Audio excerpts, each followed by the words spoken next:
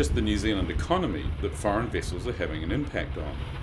We will show how their fishing practices are severely hurting the New Zealand domestic fleet, forcing many out of the industry. They don't give a damn about the New Zealand fishing industry. They have no vested interest in it.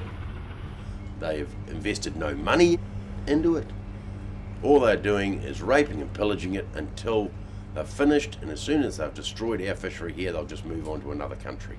There's plenty of fish out there. We just can't get the access to that fish because the foreigners are in there ahead of us. I think it's fairly unfair that New Zealand fishermen should be having their boats tied up and a lack of fish to catch when you've still got foreign vessels fishing in the New Zealand waters catching our fish, because it is our fish.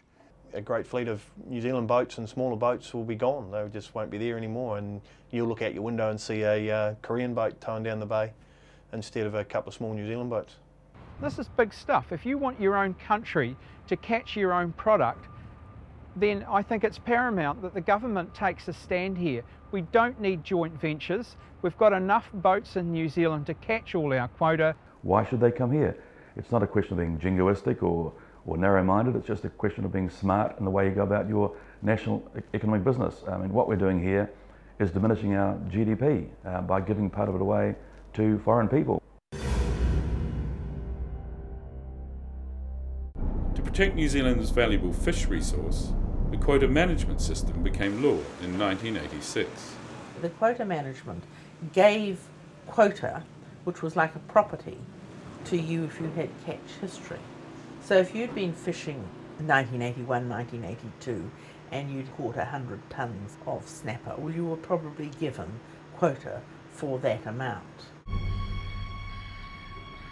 To the dismay of domestic fishermen, the popular New Zealandisation program was sabotaged by New Zealand company accountants.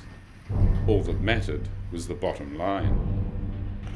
A lot of the companies realised that they could make a lot of money out of these foreign boats that pay low wages and run their boats a lot cheaper and not as well maintained. The reality is the joint ventures were in a position where they could achieve the same outcomes for a lot less money.